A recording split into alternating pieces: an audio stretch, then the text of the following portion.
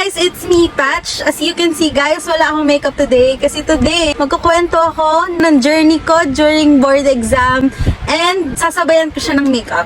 So first na nilalagay ko guys is itong facial cream na 3-in-1 by Eye White Korea. And minsan, ginagawa ko rin itong primer, yung sunscreen ng Brilliant. And meron siyang whitening effect. Ito ding sunscreen, meron siyang whitening effect. So ito na lang yung gagamitin natin kasi hindi naman ako aalis. So yun, lalagay ko lang siya dito. So ayun guys, yung board exam ko last December 2023. Yung board exam ko kasi na yon, hindi talaga ako sure kung magte-take ako o hindi. Pero kasi, in-advise ako ng boyfriend ko na hanggat maaari at hanggat maaga, tapusin ko nga daw. I mean, may plan naman talaga ako mag-board exam, pero advice niya, kung kaya ko daw siya tapusin agad, tapusin ko daw siya agad.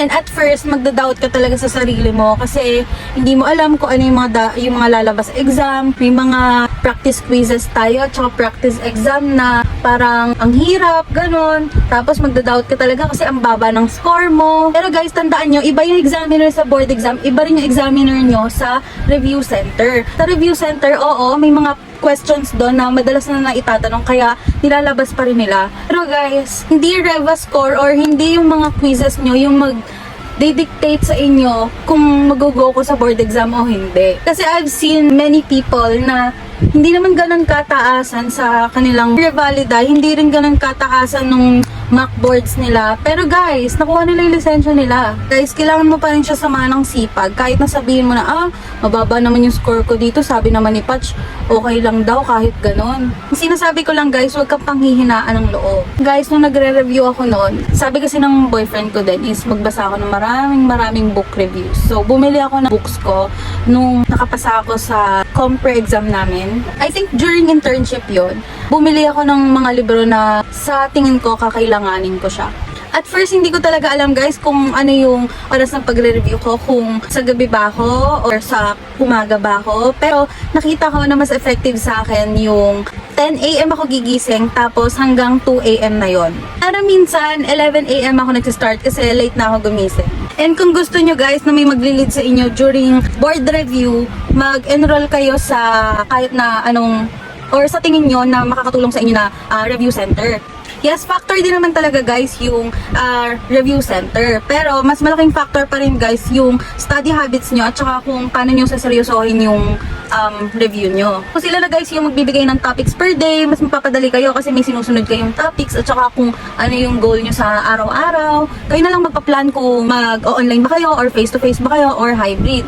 Next natin guys is itong eyeshadow na bigay sa akin ng pinsan ko. So, ano yung mga strategies ko during board review? So yung board review ko guys, meron kaming sinusunod na per day, di ba?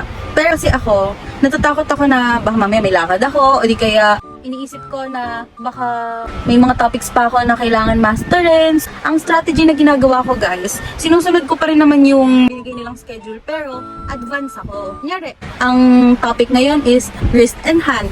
Tatapusin ko yung wrist and hand tapos sasabayan ko na yung topic na pang bukas pa. Tapos yung topic na para bukas, papanoorin ko na rin siya. And then guys, di ba napanood ko na yung mga lectures.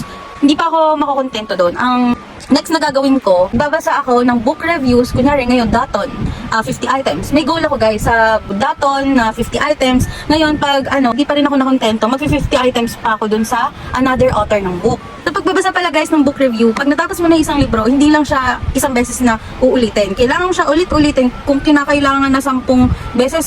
May mga time guys na hindi na talaga ako tumatayo sa upuan. Pag kunyari manunood ako ng lecture, tuloy-tuloy talaga hanggang sa matapos. Pero minsan naman, yung break ko is yung wee-wee break or yung snack break ko. Hindi ako nagde-deprive dating sa pagkain kasi parang yung happy hormones ko tumataas. Next tip ko guys is wag kang magpapahuli dun sa topic mo. Kasi guys, pag nagtalit ka, hindi ka na makakapag-advance sa ibang bagay. Hindi mo na mauulit-ulit yung mga bagay. Kaya hindi ko naman sinasabi na malilate ka talaga ng bongga at hindi mo na mahahabol. Pero mas maganda kasi na mag-advance para may nasisimulan ka pang ibang bagay. It's giving! Repetition is the key talaga guys. Kailangan nyo talaga magbasa ng mga book reviews. Kung dati hindi nyo sineseryoso yung mga book reviews nyo, ngayong board review, kailangan mo siya seryosohin. Ayan na, hindi siya pantay. And yung paglabas-labas ko guys, medyo nag-lesson talaga siya. Hindi dahil pinigilan ko yung sarili ko na lumabas. Pero kasi guys, dahil may hinahabol akong goal sa araw na yun guys, ako na talaga yung nag-no sa mga lakad ko. And guys, konti lang yung sinabihan ko na magbo-board exam ako. Kahit yung mama ko, hindi ko talaga sinabi sa kanya na, ma, magbo-board exam na ako, pray for me. Walang ganun guys. Even my friends, hindi ko talaga sinabi sa kanila na mag-board exam ako kasi nape-pressure ako. Gusto ko nandun na yung resulta. And guys, wag kayong mag-worry kung itong topic na to hindi mo siya mag-gets. Mas maganda na napapractice nyo yung mga question based. Yung practicing yung question based kasi pag nag-board exam kayo, ano ba, magkukwento ka ba kung bakit ganito, yung physiology niya? Hindi, di ba? Pero ganda na napapractice rin yung questions kung bakit ganito yung answer niya. Magre-ratio ka rin on your own. Naalala ko nga guys, di talaga ako nakakatulog kasi nga yung body clock ko nasanay na din. Hindi talaga ako nakakatulog hanggat hindi nagto 2 AM. At hanggang 2 AM guys, sobrang dami ko nang nabasa na book reviews. At habang papalapit nga yung board exam, mas nakabahan talaga ako. And it's normal guys, hindi ka nag-iisa. Kung sa tingin mo na parang hindi ka makakapasa kasi hindi mo pa to gets or hindi mo siya napo-perfect, huwag ka pang hinaan kasi iba nga kasi yung question. So ayun guys, sa board exam nyo, laging mag-pray, laging magsipag, huwag sumuko sa araw-araw, pagtatama rin, tapusin lahat ng topics, ulit-ulitin yung mga book review, kung kaya nyo ng 10 times, tapusin nyo ng 10 times, hanapin nyo kung anong oras kayo yung mas nakakapag-aral, mag-no muna sa mga lakad at sa mga gala kasi sayang na sayang yung araw. Huwag kayong susuko guys sa pangarap nyo kasi one step na lang kayo tapos lisensya na, iba na yung apelido nyo, may kadugtong na. Magtiwala din kayo guys sa sarili nyo na may papasa nyo yung board exam.